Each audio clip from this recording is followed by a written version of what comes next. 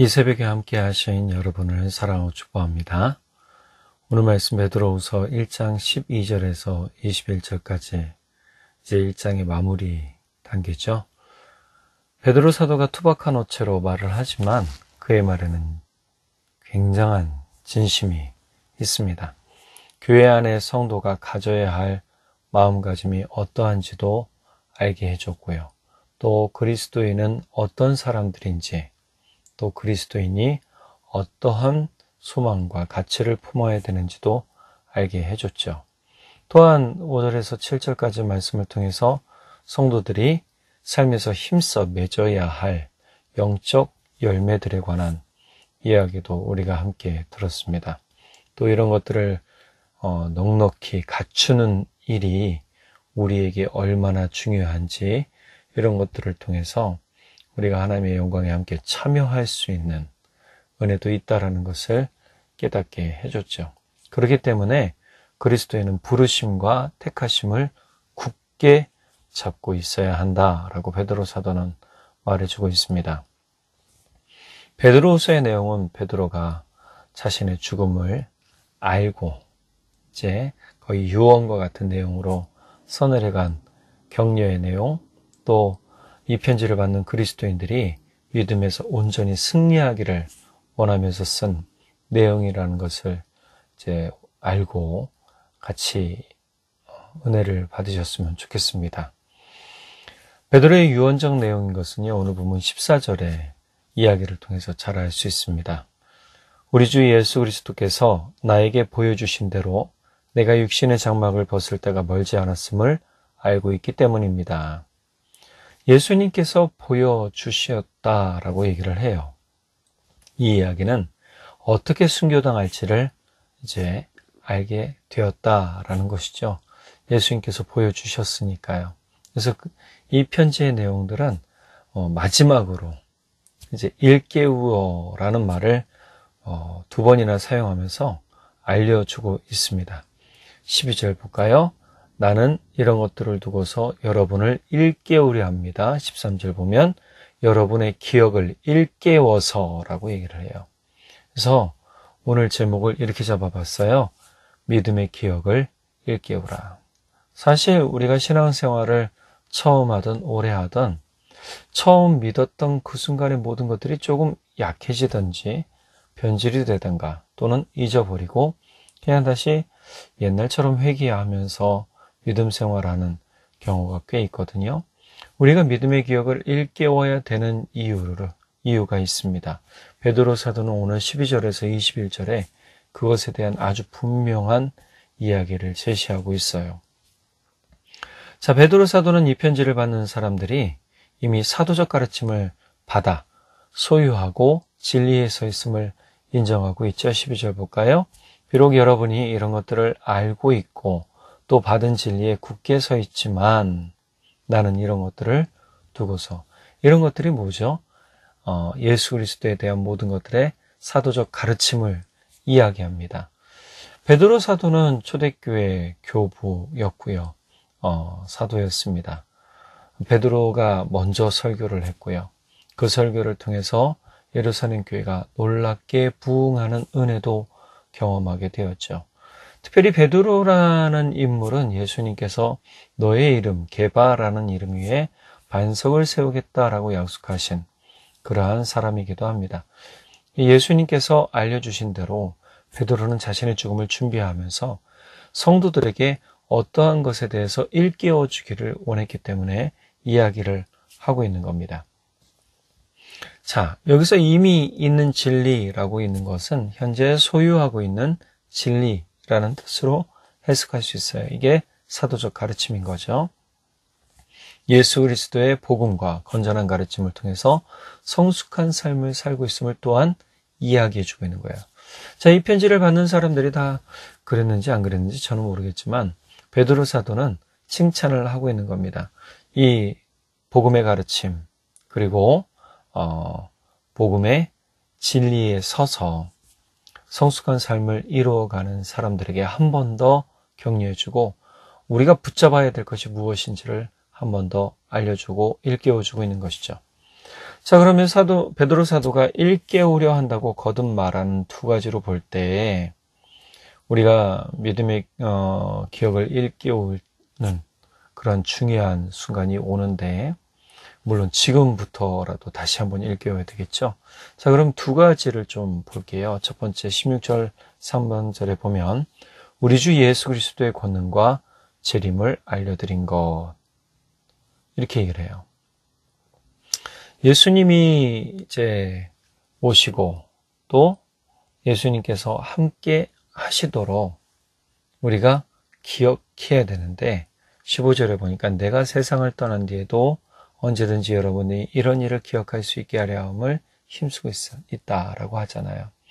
베드로가 힘쓰는 이 부분이 먼저는 예수 그리스도에 관한 거예요. 그러니까 예수 그리스도의 권능과 재림을 알려주었다라고 얘기를 하죠. 자, 그러면 볼게요. 첫 번째, 우리 그리스도인들이 붙잡고 있어야 할 확실한 세 가지, 저는 늘 이 세 가지를 붙들고 있어라 라고 얘기를 하는데요. 이게 성경에 다 나와 있는 겁니다. 첫 번째, 예수님의 성육신입니다. 예수님이 육신을 입고 이 땅에 오셨다는 거죠. 우리가 히브리서 말씀을 통해서 하나님과 동등됨에 대한 이야기는 많이 들었잖아요. 그런데 이 땅에 오신 이후 성육신하신 예수님에 대한 확실한 증거가 누구로부터 시작되는가? 자기로부터 시작돼요. 베드로부터 시작이 되죠. 그러니까 이미 17절에 보면 16절 후반절에 보면 교묘하게 꾸민 신화를 따라서 한 것이 아니라 우리는 그의 위엄을 눈으로 본 사람들이다 라고 얘기를 하잖아요. 그러니까 자기 자신은 매우 확실한 예수님이 육신을 입고 이 땅에 오신 분, 또 죽으시고 부활하신 분, 다시 오실 분이라는 사실에 대한 매우 확실한 증거가 있는 사람이라고 이야기를 해요. 그럼 이 성육신은 뭘까요? 요한일서 4장 2절에 보면 서번역본에 여러분은 하나님의 영을 이것으로 알 수 있습니다. 곧 예수 그리스도께서 육신을 입고 오셨음을 시인하는 영은 다 하나님에게서 난 영입니다. 자, 육신을 입고 이 땅에 오셨다. 예수님은 실제로 사람으로 오셨다라는 거예요. 그러니까 영지주의자들이 얘기하는 모든 이야기 중에 가장 큰 거짓 핵심이 뭐냐면 예수님은 영으로 오셨다. 다만 우리 눈에 사람처럼 보일 뿐이다 라는 거짓말이었어요. 자, 이 말을 듣고 사람들은 어떨까요? 흔들렸었겠죠. 보지 않고 믿는 게 그래서 힘든 거예요. 근데 보지 않고 믿는 사람이 예수님 뭐라고 하셨어요? 복되다 하셨잖아요. 그러니까 우리가 예수님 지금 육신으로 입고 오셨는지 아니면 신화적인 이야기인지를 우린 잘 구분 못해요. 그러나 성경에는 뭐라고 얘기를 해요? 베드로 사도 우리는 그의 위엄을 눈으로 본 사람들입니다. 그리고 이것은 신화를 따라서 한 게 아닙니다. 우리는 예수님께서 육신을 입고 이 땅에 오셨다는 사실을 기억해야 됩니다. 왜 육신을 입고 이 땅에 오셨을까요? 예수님은 육신을 입어 사람들에게 하나님의 사랑과 하나님의 계획을 알려주려 오셨다는 거예요. 로마서 9장 5절에 선지자들 또 예언자들에 대한 이야기를 하면서 뒷말에 이렇게 얘기합니다. 현대인의 성경입니다. 훌륭한 조상들이 있습니다. 그리고 그들에게서 예수님이 육신을 입고 오셨는데 그분은 온 우주를 다스리며 길이길이 찬양을 받으실 하나님이십니다. 지금 바울 사도의 이야기를 좀 볼게요. 바울 사도 훌륭한 조상들이라는 건 누구죠? 네, 믿음의 선진들입니다. 자, 믿음의 선진들이 있는데 그들에게서 예수님이 육신을 입고 오셨다. 이것은 이제 우리가 족보상으로 이야기를 해야 돼요. 로마에 있는 유대인들에게 이 편지를 보냈을 때 유대인들은 족보를 따지거든요. 그러니까 유대인들한테 예수님이 확실히 이 족보를 통해서 오신 분이라는 것을 알려줘요. 그러면서 육신을 입고 오셨다라는 확실한 이야기를 하고 또 한 가지, 예수님은 온 우주를 다스리며 길이길이 찬양을 받으실 분이시다. 하나님이시다. 그리고 이분은 하나님이시다라고 알려주고 있는 거죠. 자, 예수님이 육신을 입고 이 땅에 오신 것, 또 예수님이 육신을 입고 오셨음을 시인하는 영은 다 하나님에게서 난 얘기다. 내 입으로 예수 그리스도가 육신을 입고 이 땅에 오셨다라고 고백하는 것 자체가 놀라운 고백이라는 거예요. 베드로 사도가 제자일 적, 예수님의 제자일 적, 물론 그 이후에도 예수님 부활하신 이후에도 제자였지만 그 전에 뭐라고 그랬어요? 주는 그리스도시요 살아계신 하나님의 아들이십니다라고 얘기했잖아요. 그러니까 이 이름 위에 교회가 세워질 것이라고 예수님이 약속하셨단 말이에요. 그러니까 이 고백은 예수님 뭐라고 하세요? 이것을 깨닫게 하는 것은 너가 스스로 깨달아서 고백한 것이 아니라 하나님께서 성령을 통해 깨닫고 고백하게 하신 것이다 라고 하잖아요. 그러니까 우리는 내가 고백하는 것 위에 더 뭐예요? 성령께서 나로 고백하시도록 그렇게 만들어야 된다는 거죠. 자, 두 번째, 우리가 붙들고 있어야 될 믿음이 뭡니까? 예, 우리 믿음의 기억을 일깨워야 되는데 그것은 뭐냐? 예수님의 죽으심과 부활입니다. 이 부분을 보면 꼭 신화적인 이야기 같죠? 네, 어떤 사람들은 실제로 예수님이 로마의 신화를 가져다가 쓴 것이다. 제자들이 그렇게 얘기하는 사람도 있어요. 네, 아닙니다. 데살로니가전서 4장 14절 현대인의 성경에 보니까 우리는 예수님이 죽었다가 다시 살아난 것을 믿습니다. 그래서 우리는 예수님을 믿다가 죽은 사람들도 하나님이 그와 함께 데리고 오실 것을 믿습니다. 즉 재림에 대한 이야기까지 하잖아요. 자, 앞부분 볼게요. 우리는 예수님이 죽었다가 다시 살아나신 것을 믿습니다. 예수님이 십자가에 죽으셨어요. 그런데 이것을 거짓으로 꾸미죠. 부활하신 것에 대해서 제자들이 시체를 훔쳐갔다라고 이제 이야기를 꾸며내요. 이 제사장들이 자신들의 과오나 자신들의 실수를 인정하지 않으려 했어요. 예수님을 따르려는 사람들을 모함하기도 하고 그들을 잡아다가 채찍질을 하기도 하고 그랬단 말이에요. 또 예수님 고린도전서 15장 21절 현대인의 성경에 보면 죽음이 한 사람을 통해서 온 것처럼 죽은 사람의 부활도 한 사람을 통해서 왔습니다. 부활이라는 이야기를 꺼내죠. 다시 살아나는 거예요. 이 다시 살아나는 것을 믿는 게 우리 그리스도인들한테 꼭 필요하더라는 겁니다. 우리가 예수님 부활하신 것처럼 믿는 자는 다시 부활할 것이다. 세 번째, 다시 오실 예수님이에요. 아까 데살로니가전서 4장 14절 후반절에 그래서 우리는 예수님을 믿다가 죽은 사람들도 하나님이 그와 함께 데리고 오실 것을 믿습니다. 이게 재림에 대한 이야기거든요. 재림이라는 것은 다시 오신다는 거예요. 사도행전 1장 11절에 보면 세 번역본입니다. 갈릴리 사람들아 어찌하여 하늘을 쳐다보면서 서 있느냐? 너희를 떠나서 하늘로 올라가신 이 예수는 하늘로 올라가시는 것을 너희가 본 그대로 오실 것이다 하고 말하였다. 예수님은 반드시 오시는 분입니다. 라고 누가 얘기했어요? 사람이 얘기한 게 아니에요. 사도행전 1장 11절은 천사가 얘기해 준 거예요. 자, 이렇게 믿고 본 사람들이 뭐 한 거죠? 증언하는 거죠. 다시 오실 것이다. 우리가 재림 예수를 기다리는 소망으로 우리의 삶을 살아야 돼요. 그러니까 이 재림 예수님을 기다리는 소망은 뭐예요? 우리가 새 하늘과 새 땅에서 살 것에 대한 소망인 거죠. 천국 소망이라고 얘기할 수 있어요. 그러니까 천국 소망이 우리 안에 있어야 되는데 천국 소망이 없이는요, 우리가 이 땅에서 살아도 삶을 제대로 영위할 수가 없는 거예요. 천국은 죽어서 가느냐? 죽어서 갈 수도 있겠죠. 그러나 또 다른 방법은 바로 우리가 변화되어져서 이 땅에서 천국 생활을 할 수도 있다라는 거예요. 우리가 새하늘과 새 땅에 대한 이야기를 할 때 요한계시록에 새하늘과 새 땅이 어떤 땅이냐?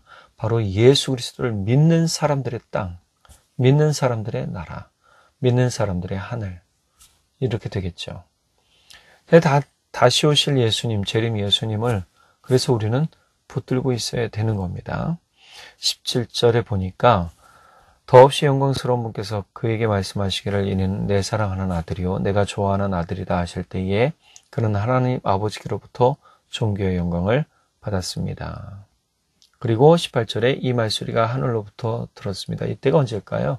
네, 바로 변화산에서 변하신 예수님을 보았을 때 예수님이 엘리야와 모세와 함께 이야기 나눈 것을 보았을 때 베드로가 뭐라고 그랬습니까? 우리가 여기에 초막셋을 지켰사오니 여기가 좋사오니 라고 했죠. 이 얘기를 하는 거예요. 그러니까 예수님이 사람이면서도 또 하나님이셨다라는 것을 이야기해주고 있는 것이죠. 우리는 이 세 가지 소망을 잘 붙들고 있어야 됩니다. 베드로 사도가 하는 얘기가 바로 그거예요. 우리 주 예수 그리스도의 권능과 재림을 알려드린 것은 다시 오실 것에 대한 소망을 끝까지 붙잡게 하는 이유가 여기 있는 거죠. 그리고 또 예언에 대한 말씀에 대해서 이야기하고 있어요. 19절, 또 우리에게는 더욱 확실한 예언의 말씀이 있습니다. 여러분의 마음속에서 날이 새고 샛별이 떠오를 때까지 여러분은 어둠 속에서 비치는 등불을 대하듯이 이 예언의 말씀에 주의를 기울이는 것이 좋습니다. 그러니까 이 예언은 뭐죠? 새하늘과 새 땅, 예수님께서 다시 오신다. 심판이 있을 것이다. 이런 이야기를 우리가 들을 때 우리는 이 예언의 말씀을 잘 알아야 돼요. 이미 요한의 계시록을 통해서 우리가 하나님의 나라가 어떤 나라고 또 하나님의 나라가 오기 전에 어떤 일이 있을 것이다라고 우리가 많이 배워서 알고 있어요. 물론 모르시는 분들도 계실 겁니다. 이거는 또 나중에 또 배우게 돼요. 자, 이렇게 배우다 보면 어떻게 해요? 이 성경에 대해서 자의적 해석을 하는 경우가 있어요. 그래서 2절, 19절 하반절에 보면 여러분은 어둠 속에서 비치는 등불을 대하듯이 이 예언의 말씀에 주의를 기울이는 것이 좋습니다. 말씀에 대한 주의가 반드시 필요한데요. 말씀을 함부로 해석하지 말아라 라고 주의하는 부분이 있어요. 20절, 여러분이 무엇보다도 먼저 알아야 할 것은 이것입니다. 아무도 성경의 모든 예언을 제멋대로 해석해서는 안 됩니다. 예언은 언제든지 사람의 뜻에서 나온 것이 아니라 사람이 성령에 이끌려 하나님께로부터 오는 말씀을 받아서 한 것입니다. 받아서 한 거라잖아요. 그러니까 우리는 이 말씀에 잘 집중해야 되는데 이 말씀이 어떤 말씀이냐? 히브리서 4장 12절 13절 보니까 현대인의 성경에 하나님의 말씀은 살아있고 활력이 있어서 양쪽의 날이 선 그 어떤 칼보다도 더 날카롭습니다. 그래서 혼과 영과 관절과 골수를 쪼개고 사람의 마음속에 품은 생각과 뜻을 알아냅니다. 하나님 앞에서는 아무것도 숨길 수가 없습니다. 우리가 모든 것을 고백할 그분의 눈앞에는 모든 것이 벌거숭이로 드러나기 마련입니다. 즉 이 말씀의 본질의 앞에 서면 우리는 하나도 감출 게 없어요. 그러니까 이 말씀을 우리가 자의적으로 해석하면 안 되는 게 말씀은 곧 하나님의 권능이에요. 그런데 또 한 가지 특이한 사실은 이 말씀은 사람들을 밝혀주는 빛이에요. 그러니까 이 말씀에 대해서 사사로이 해석하지 말아라. 개인적으로 스스로 자의적으로 해석하지 말아야 된다. 그러니까 베드로 사도가 주의하는 이 예언을 제멋대로 해석해서는 안 된다라고 하는 부분이 꼭 지금 새겨들을 말이에요. 이단들의 가장 큰 특징이 뭐죠? 성경 짜맞추기, 또 성경을 자의적으로 해석하는 거예요. 자, 이런 부분은 우리가 신학자들의 이야기를 통해서도 봐야 되고 성경을 잘 살펴보면 성경이 왜 생명책인지를 알게 해준단 말이죠. 예레미야 13장 15절의 개역개정에 보면 너희는 들을지어다 귀를 기울일지어다 교만하지 말지어다 여호와께서 말씀하셨음이라. 하나님의 말씀이 우리에게 들려질 때 우리가 해야 될 가장 중요한 것은 우리의 마음을 일깨우는 거예요. 하나님의 말씀에 대한 기억으로 일깨우는 거예요. 또 예수님께서 육신을 입고 이 땅에 오시고 죽으시고 부활하시고 다시 오실 것에 대한 믿음의 기억을 일깨워야 된다는 거죠. 자, 이제 잠자는 영혼들이여 깨어나십시오. 깨어나서 우리가 믿음의 기억을 일깨우고 우리 안에 주의 열심을 가지고 사는 그러한 삶들로 살기를 간절히 바랍니다.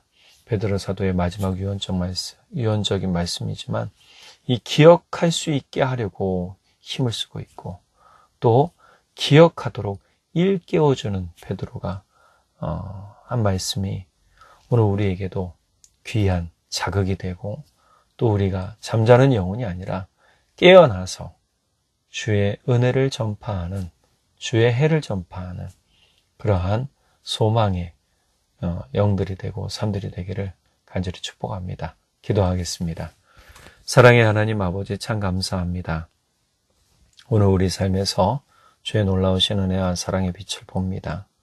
주님께서 우리에게 오신 이유 그리고 그 놀라운 사랑을 통해 우리가 새롭게 태어나고 변화되었으며 또 우리가 예수 그리스도로 말미암아 사는 기쁨을 얻게 되었습니다.